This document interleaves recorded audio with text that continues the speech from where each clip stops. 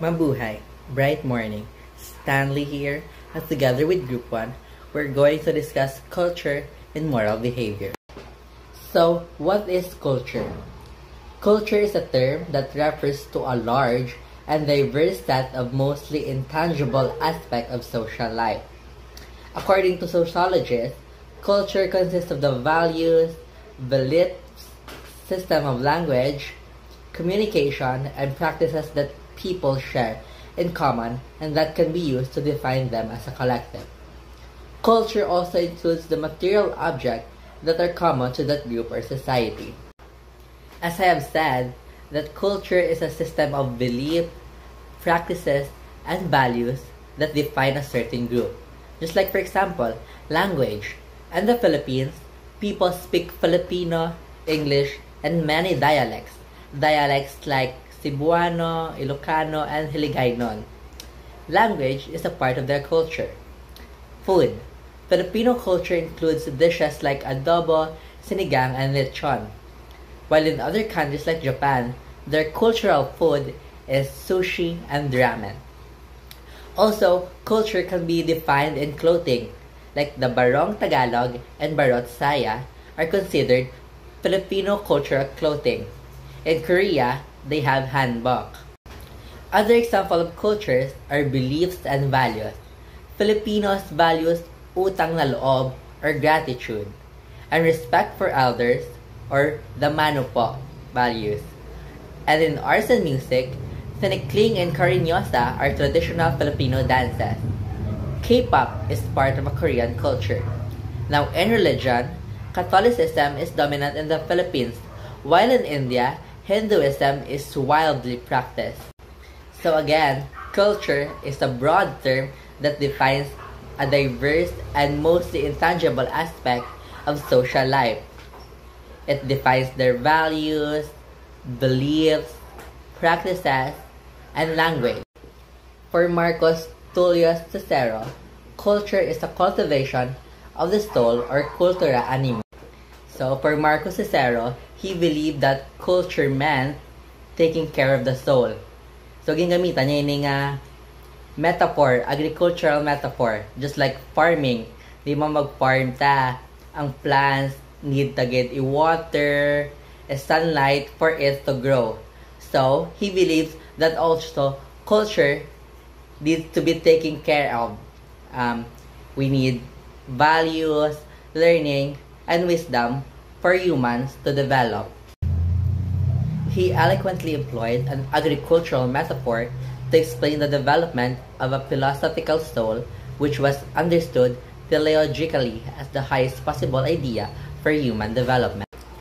So, para kay Cicero, the highest goal of culture is to help people become their best and most developed selves through philosophy and knowledge.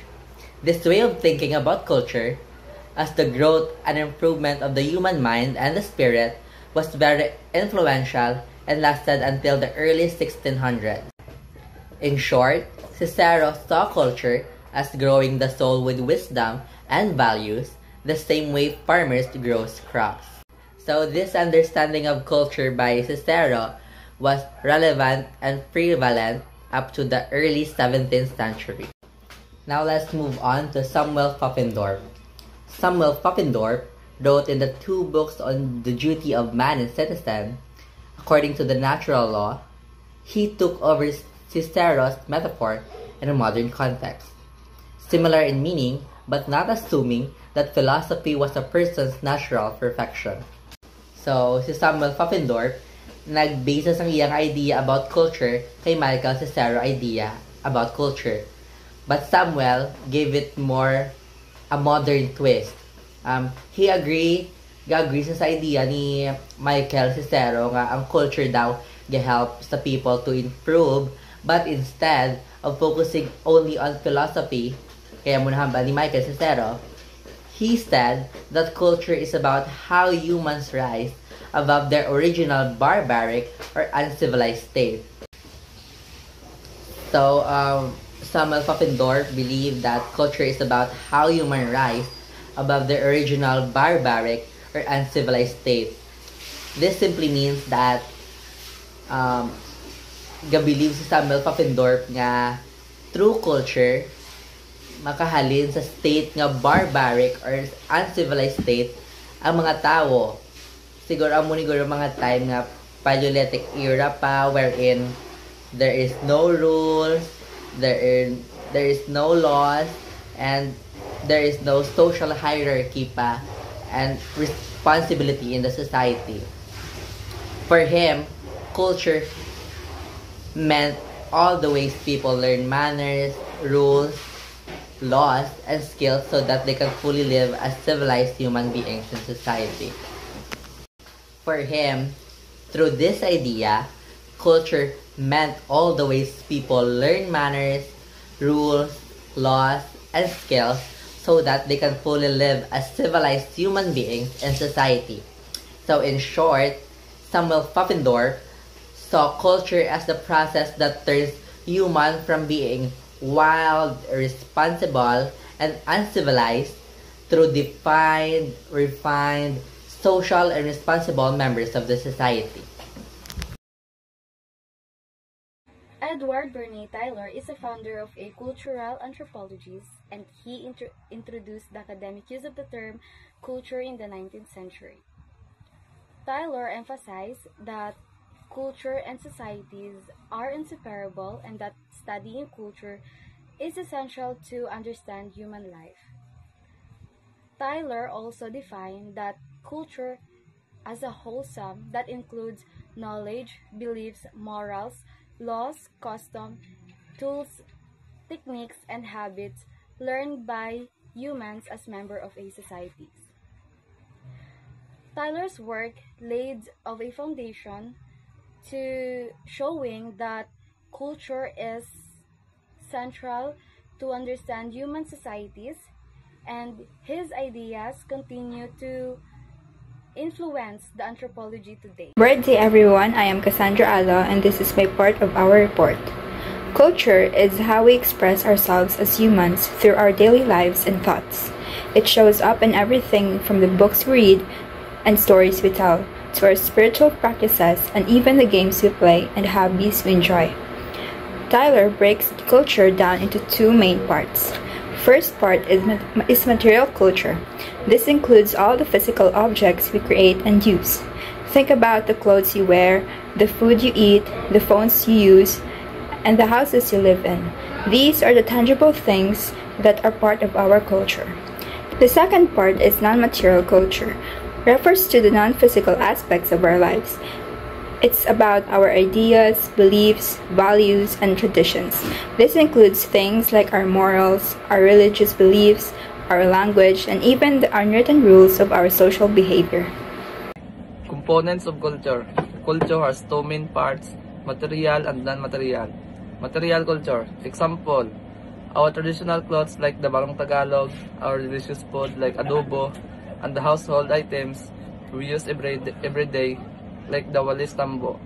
Non-material culture. Example, our ideals like pagkikipagkapwa-tao, sense of shared identity, our thoughts, and our beliefs like respecting elders. So sociologists see culture. Sociologists split culture into material and immaterial parts. Non-material culture, things like language, values, roles, knowledge, and share meanings with a society. Material culture, like physical items that a society makes. Example, tools, streets, homes, and toys. Sociological view of culture, non-material culture. Example, our Tagalog language, like values like hiya, sense of shame, and the roles we follow society. Material culture. Example, tools like the bulo, streets like Escolta in Manila, homes like the traditional bahay kubo, and toys like tumbang preso. How culture varies. Culture changes from place to place and country to country. Example, how we greet each other, what clothes we wear, what food we eat, our social and religious customs. Dinagsa Festival. In the Dinagsa Festival, the costumes the dancer wear are material culture. Knowing how we make this costume is part of the non-material culture. The Nagsa Festival is one of the example of how sociologists see culture, because the costume the dancer wear are material culture.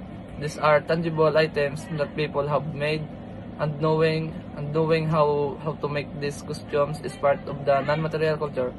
This includes the skills, knowledge, and traditions passed down through generations.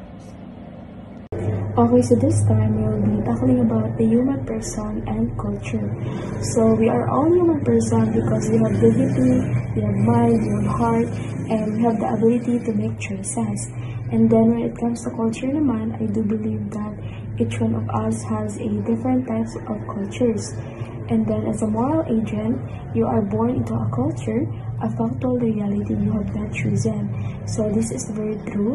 Kay before tagipanganak na sa kalibutan, wala ita kabalo kung unsay culture nila diri, kung unsay culture sa imong family. So ma-develop na siya nimo kag ma-apply sa imong kaugalingon growing up. So for example sa ako part of my culture na na-apply na gid nako sa akong kaugalingon or na-develop na gid nako sa akong kaugalingon is that ga-bless ko or gamano ko sa mga older people, especially sa akong mga lolo, lola, sa tita, tito, kay sa akong parents, because that's how I show my respect to them. And then kapati po ko sa mga pamahiin, like mga bawal himuon biya kung mga ipatay, kung mag-abi, kapati po ko sa mga barang, sa mga aswang, mga something like that biya. And then I do respect naman po sa mga tao nga wala kapati, kay as I've said, we have a different types of cultures. In this slide, I will be reading to you the meaning of Aristotelic Thomistic tradition. So, it is a Greco-Roman culture which has influenced and shaped the moral life of those who have been exposed to it. So, those who were born into this culture, educated under this culture, are persuaded that there is God, that a divine order and law keep and govern the world, which includes you, which includes us.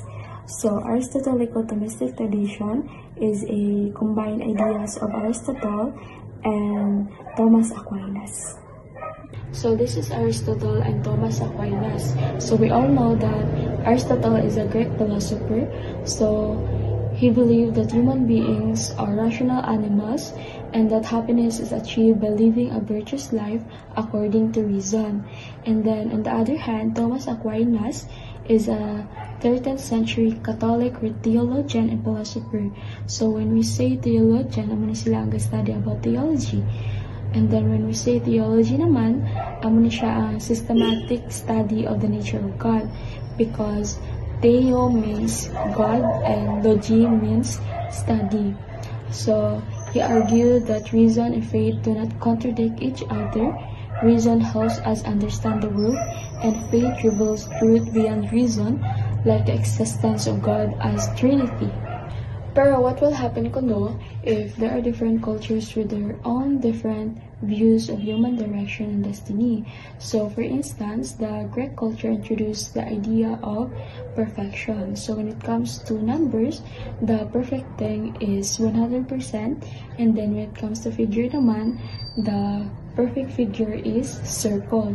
So meaning perfectly siya, like there's no privation, there's no lack, there's no absence of being. Okay, so lastly, what if a new culture defines perfection as any created and present model, which may be recreated, remolded like clay? So any change in the model may be perceived as the creation of a new model of perfection, not the actualization of what was lacking. So every created model is a perfection in its own right. So for example, flower-based na biya, so in traditional way, dapat wala siya buak or wala siya crack para matawag siya nga perfect. But in modern way, we can also consider ang mga recreated na mga gamit as perfect. Kaya paras sa mga ginaobra sa mga Japanese people, like gina-recreate nila ang mga buak nga base or mga plato using gold. And ang tawagan na is kintsugi. So, makonsider na namin siya as perfect because of its own uniqueness. So that's all for my part. Thank you so much.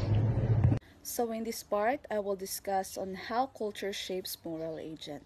So culture defines how we judge right and wrong. Culture plays powerful role in shaping how individuals think, behave, and judge right from wrong. It influences moral values, decision making, and even how people respond to conflicts or social expectation. This section highlights how different cultural norms affect morality and shows that education alone may not erase deeply ingrained cultural values. So as we can see in the slide, education influences values, but culture has lasting hold. Culture and moral judgment. Different societies, different standards of morality, different views of right and wrong. What one society condemns, another may accept. For example, Eskimo tradition. Guest refusal to sexual relations is equals to insult. In some traditional Eskimo societies, it was offensive if a guest refused to have sexual relations with one's wife. In contrast, in most societies, this act is considered unacceptable. Some see sharing food as normal. Others call it stealing. Some cultures allow the gathering of food from neighbors' field, seeing it as sharing, while others see it as stealing.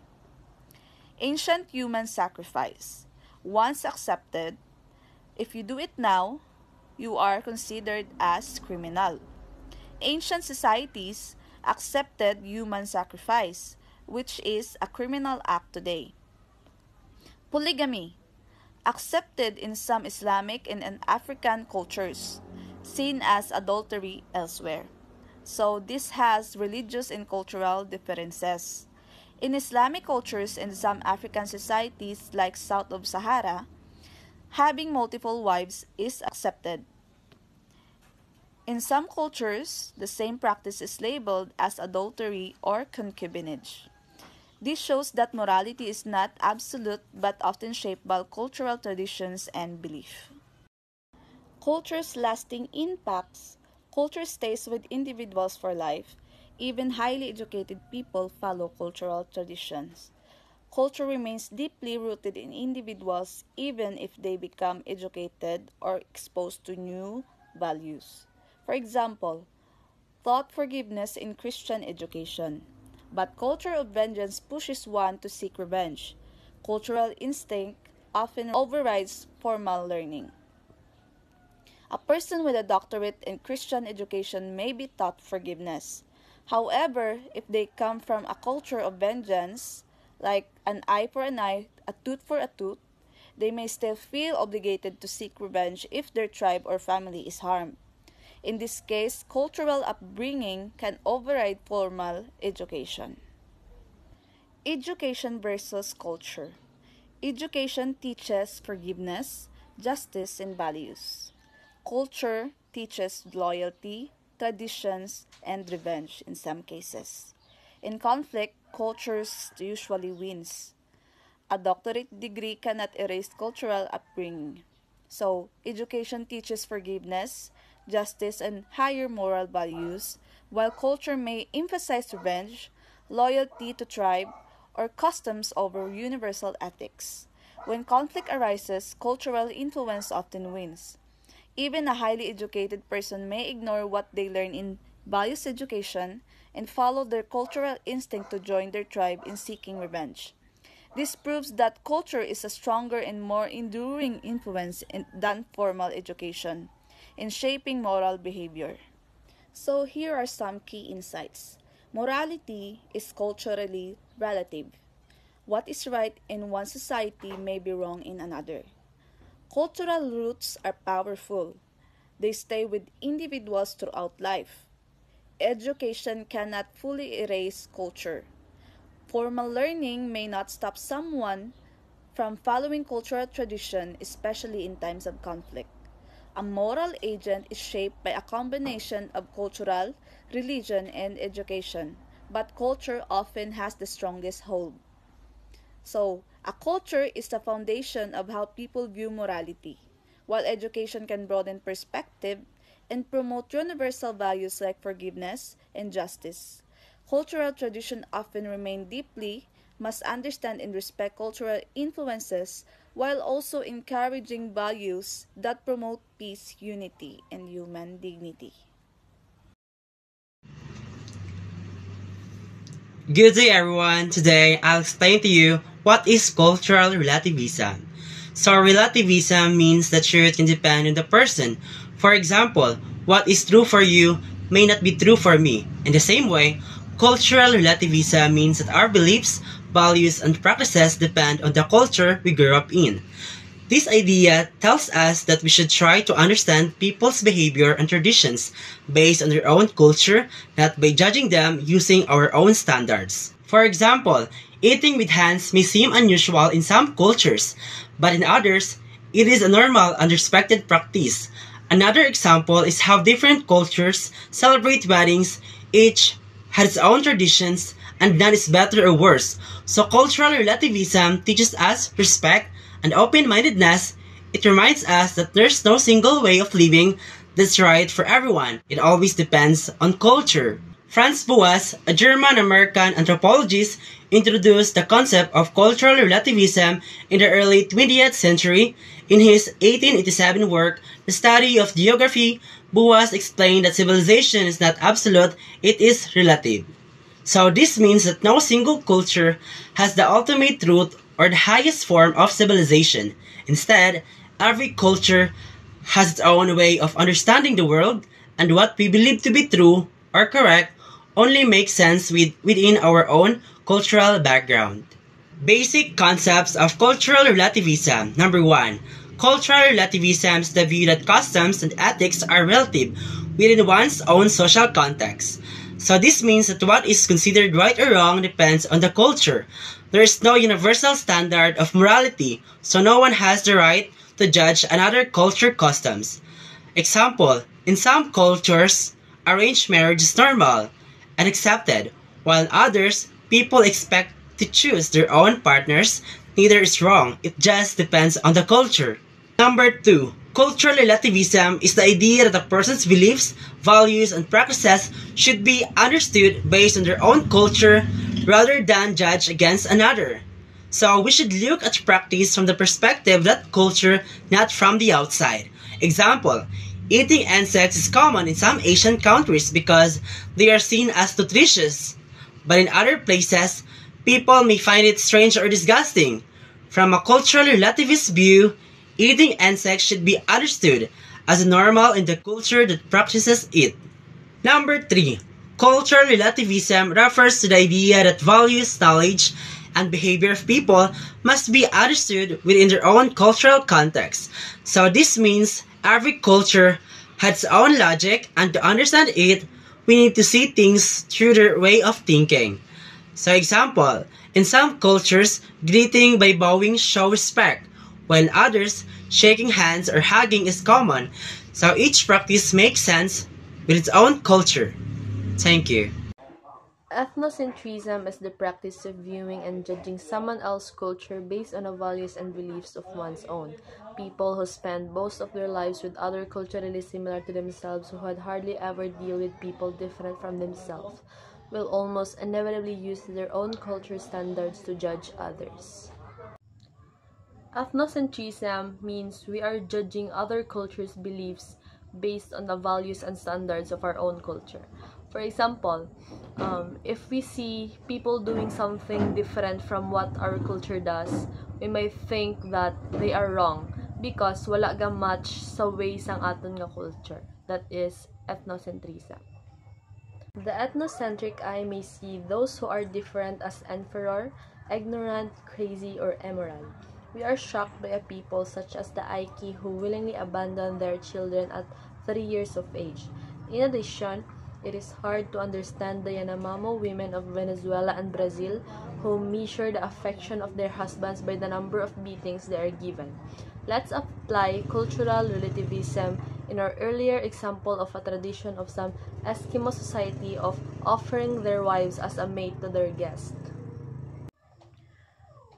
The Aiki, they are a small ethnic group in northeastern Uganda in East Africa.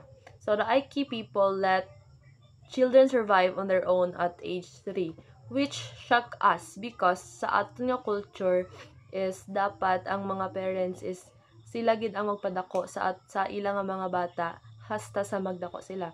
So we might judge this because wala ni siya ga-match sa aton culture. And the Yanomamo women in Venezuela or Brazil see frequent beatings as a sign of love, which we can't understand because in our culture we believe that we must love our wives or husband. Ika nga, ang mga babae dapat ay minamahal, hindi sinasaktan. Under the condition of the time when Hans Ruisch wrote his novel Top of the World 1959, all Eskimo possessions were handmade, difficult to replace, subject to hard use, and easily destroyed. So, the Eskimo would rather lend his wife because no matter how often a husband would lend his wife, she'll always stay like a new. In this text, it says that on the past, the Eskimos had very few belongings.